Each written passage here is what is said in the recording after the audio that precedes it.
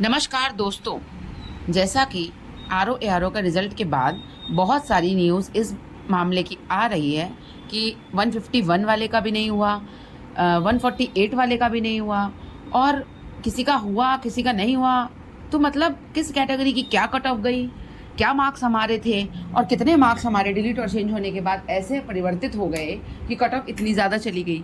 मतलब ऐसा क्या हुआ, ये रियलिटी किसी को नहीं पता। Nobody knows what is going there। तो इसका क्या इलाज है? ना तो ये आंसर की देते हैं रिवाइज्ड, ना तो ये हमारी मार्कशीट अभी दे देंगे। ये सब हमें बाद में मिलेगा, मार्कशीट आएगी बहुत दिनों बाद, जब हम कट ऑफ भी भूल जाएंगे कि आखिर हुआ क्या था। और अभी कुछ लोगों की OMR शीट वायरल हो रही है जिसमें 151 वाले भी हैं जिनका नहीं हुआ है। मुझे नहीं पता, जैसे आंदोलन के टाइम पे जब RO को लेकर आंदोलन हुआ था वन शिफ्ट में कराने के लिए, तो बहुत सारी वीडियोज़ वहाँ पे जो अभद्रता हुई थी बच्चों के साथ वो डाली थी मैंने।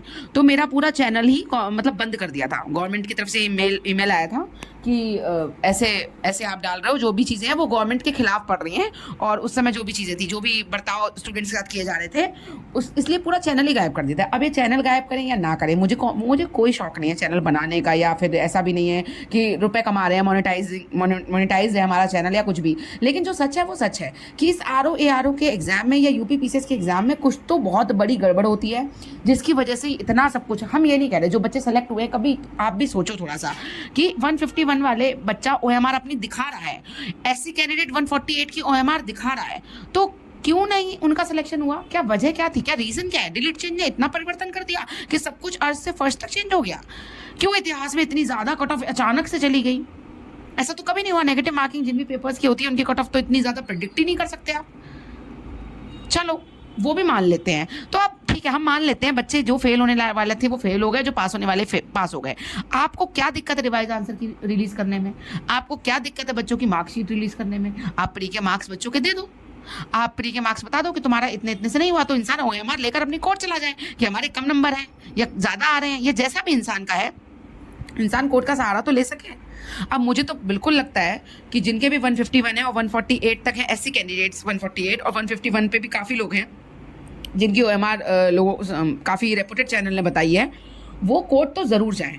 उन्हें न्यायालय के पास जाना चाहिए और अपने लिए और सच में इस पूरी भर्ती प्रक्रिया के लिए एक न्याय की गुहार लगानी चाहिए, जिससे एक नहीं लाखों बच्चों का फायदा होगा। उत्तर प्रदेश का पूरा भविष्य ऐसे ही अंधकार में तरीके से डूबा जा रहा है। आपको नहीं पता, अभी ये छोटी छोटी चीज़ें लगती होंगी और लगता होगा आई गई बात होगी एक दो दिन के बाद, लेकिन नहीं पता ये कितने ईयर्स ऑफ टाइम की प्रिपरेशन वाले बच्चों के साथ कितना बड़ा ये अन्याय है।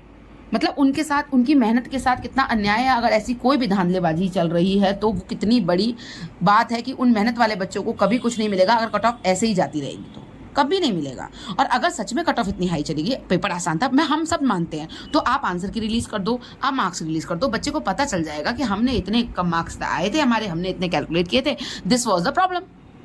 ट्रांसपेरेंसी लाने में कैसी प्रॉब्लम, क्या शर्म? ट्रांसपेरेंसी गुड गवर्नेंस की होती है, ठीक है? तो उसको लाने में आपको क्या दिक्कत हो रही है? कौन से एथिक्स और कौन से मोरालिटी और कौन सा संविधान आपको ये कह रहा है कि ये ऐसा ट्रांसपेरेंट आप सिस्टम को मत बनाइए? इससे कौन सा राइट टू इन्फॉर्मेशन या कौन सी ऐसी चीज़ बाधित हो जा रही है? ये सब सारी चीज़ों के अलाइन जा रहा है। ऐसी कोई भी चीज़ नहीं है जिससे स्टूडेंट्स आकर आपसे कुछ कह देंगे और कोई ऐसी चीज़ डिमांड कर लेंगे जो आप दे नहीं सकते। ट्रांसपेरेंट रहिए ना। इतनी बड़ी भर्ती हो रही है, इतना सारा बच्चे मेहनत कर रहे हैं, पूरा भविष्य अपना दांव पे लगाकर, तो आप इतनी बड़ी भर्ती पर इस लेवल पर जाकर कैसे कर सकते हैं चीज़ें? और एक वही वीडियो मुझे बहुत याद आ रहा है, अब क्या कहूँ, कहना चाहिए कि नहीं। गुरुजी, बहुत सम्मानीय गुरुजी, जिन्होंने कहा था कि मेरा एक काम कर देना, बस किसी कैंडिडेट को RO बना देना। तो आप सब समझ गए होंगे मैं किन के बारे में कहना चाह रही हूँ। तो वो जो वायरल हुआ था वो शायद सही ही था, सब कुछ बिल्कुल सही था। मतलब जो रिजल्ट आया ना उसके बाद तो सच में लगता है वही सब सही था। मैं इसलिए नहीं बोल रही कि हमारा नहीं हुआ इसलिए हम बौखला गए हैं, हम लोगों को लग रहा है, लेकिन नहीं यार, 151 का जब मुझे पता चला कि नहीं हुआ है तो भैया हमारा तो कहाँ से होना था? कहाँ से? 151 पे नहीं हो रहा, 148 पे SC का नहीं हो रहा, कोई OMR लेके लोग दिखा रहे हैं, सच में, मतलब सबूत सामने है। भैया कोर्ट जाओ, सच में कोर्ट जाओ। कोर्ट के अलावा कोई जगह नहीं है जहाँ से न्याय मिल सकता है। कोर्ट जाओगे, ये भर्ती फिर से कैंसिल हो या इसका रिजल्ट कैंसिल हो, जो भी हो, कम से कम न्याय मिले और ऑफिशियल आंसर की रिवाइज जारी हो।